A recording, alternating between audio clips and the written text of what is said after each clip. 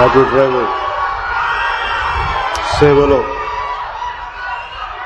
ఈ కుటుంబ ప్రభుత్వం ఉంది. ఆ పథకం కార్యక్రమానికి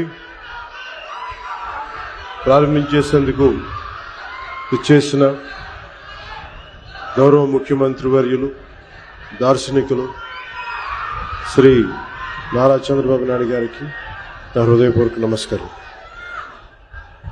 ఈ వేదిక పైన ఆసీనులైన గౌరవ మానవ వనరుల అభివృద్ధి, సమాచార సాంకేతిక, electronics and communications, real time governance శాఖల మంత్రివర్యులు సోదరులు శ్రీ నారా లోకేష్ గారికి, రాష్ట్ర బీజేపీ అధ్యక్షులు శ్రీ మాధవ్ గారికి, గౌరవ మంత్రి శ్రీ మండిపల్లి రామప్రసాద్ రెడ్డి గారికి, హెల్త్ మినిస్టర్ శ్రీ సత్యకుమార్ యాదవ్ గారికి, విజయవాడ పార్లమెంట్ సభ్యులు కేసినేని శివనాథ్ గారికి, గౌరవ విజయవాడ సెంట్రల్ శాసనసభ్యులు బోండా ఉమా గారికి, ఈ పథకాన్ని రాష్ట్ర ప్రభుత్వం ఉన్నతాధికారులు శ్రీ ఎంటి కృష్ణబాబు గారికి, శ్రీ మనీష్ కుమార్ సిన్హా గారికి, లక్ష్మీ షా గారికి, కలెక్టర్ అందరికీ నా హృదయపూర్వక నమస్కారం.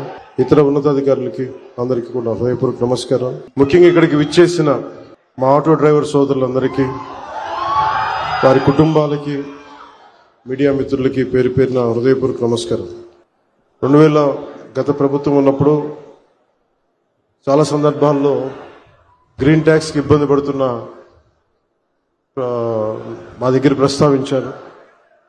దానిని సంవత్సరంన్నర లోపే ఆ సమస్యను అడ్రస్ చేయడం జరిగింది.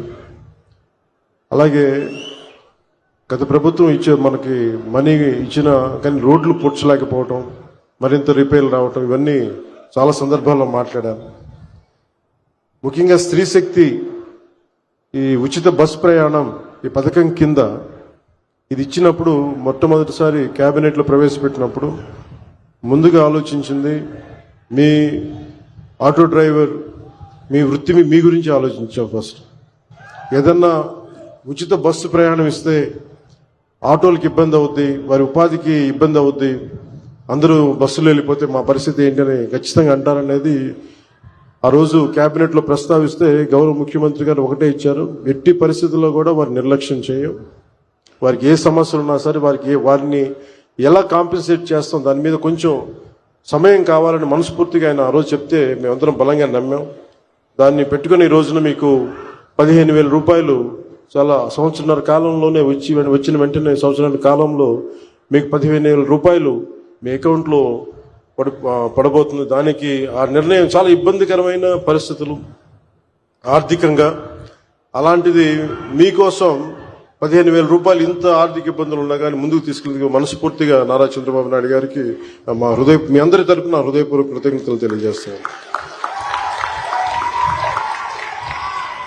సమర్థవంతమైన నాయకత్వం, ప్రణాళికాబద్ధమైన పాలన ఉంటే ఏ రాష్ట్రమైనా సుభిక్షంగా ఉంటుంది. గడిచిన 15 నెలల కాలంలో గౌరవ ముఖ్యమంత్రి శ్రీ నారా చంద్రబాబు నాయుడు గారి నాయకత్వంలోని కూటమి ప్రభుత్వం ఈ విషయాన్ని పదే పదే నిరూపించింది. ఆ క్రమంలో ఇందాక మీకు చెప్పినట్టుగా ఆడపడుచులకు ఇచ్చిన మాటలు నిలబెట్టుకునే పరిస్థితుల్లో మీకు ఆటోలు, క్యాబ్లు నడుపుకుంటూ జీవనం సాగించే వారిపైన ప్రభావం చూపించింది. అందుకనే ఈ రోజున 15,000 రూపాయలు మీకు ఇచ్చి మీకు చిన్నపాటి వెన్నుదన్నుగా ఉన్నామని తెలియజేసుకుంది కూటమి ప్రభుత్వం. అలాగే ఎన్నికల ముందు నేను పిఠాపురం పర్యటనలో నేను ఆటోలో ప్రయాణించినప్పుడు ఆ ఆటో డ్రైవర్ నాకు సందర్భంగా చెప్పారు, ఆటో డ్రైవర్ సోదరులకు ఎదురయ్యే ఇబ్బందుల్ని మాకు ప్రత్యేకించి వివరించారు. అలాగే ఈ రోజున ఆటో డ్రైవర్ సేవలో కార్యక్రమం ద్వారా స్త్రీ శక్తి పథకంలో మీకు జరుగుతున్న నష్టాన్ని భర్తీ చేసే ప్రయత్నం చేస్తూ అర్హులైన ప్రతి ఆటో డ్రైవర్కి ఈ రోజున 15,000 జమ చేస్తూ దాదాపు 3 లక్షల ఇంకా సరిగ్గా చెప్పాలి 2,90,000 మందికి ఈ ఆటో డ్రైవర్ సేవల పథకం ద్వారా లబ్ధి చేకూరుండగా మీ అందరి కోసం ప్రభుత్వం ఆర్థిక ఇబ్బందులు ఉండి 436 కోట్ల భారాన్ని ఈ రోజున రాష్ట్ర ప్రభుత్వం చాలా ఆనందంగా మోస్తుంది. అంటే మీకు చిన్నపాటి ఊతం ఇవ్వగలిగితే అది భారం అయినప్పటికీ కూడా మీకు ఆనందంగా మోస్తుంది ఈ ప్రభుత్వం. ప్రజల సమస్యలు విని వాటిని పరిష్కరించడమే కుటుంబ ప్రభుత్వం లక్ష్యం. ఇచ్చిన మాట నిలబెట్టుకుంటూ వాగ్దానాలను కార్యరూపం దాల్చుతూ ముందుకు సాగుతూ ఉన్నాం. ఆటో డ్రైవర్లకు అండగా నిలబడి వారి జీవనోపాధి కాపాడటం కోసం కుటుంబ ప్రభుత్వం బాధ్యతగా భావిస్తున్నాం. సమర్థవంతమైన నాయకత్వం ఉంటే ప్రజల జీవితంలో చాలా నిజమైన మార్పు తీసుకురావచ్చు అనేది మరోమారు ఈ పథకం మరోసారి రుజువు చేస్తూ ఉంది. అలాగే మీకు ఇంత కష్టాల్లో కూడా మాకు సహకారం అందిస్తున్న గౌరవ ప్రధాని శ్రీ నరేంద్ర మోదీ గారికి మనస్ఫూర్తిగా ధన్యవాదాలు తెలియజేసుకుంటూ, ముఖ్యమంత్రి శ్రీ చంద్రబాబు నాయుడు గారి నాయకత్వం భవిష్యత్తులో మీకు ముఖ్యంగా ప్రజలతో పాటు మీకు ప్రత్యేకించి ఆటో నడుపుతున్న సోదరుల కుటుంబాలకి మీ అందరికీ కూడా మేము అండగా ఉంటామని తెలియజేసుకుని సెలవు తీసుకున్నాను. జై హింద్.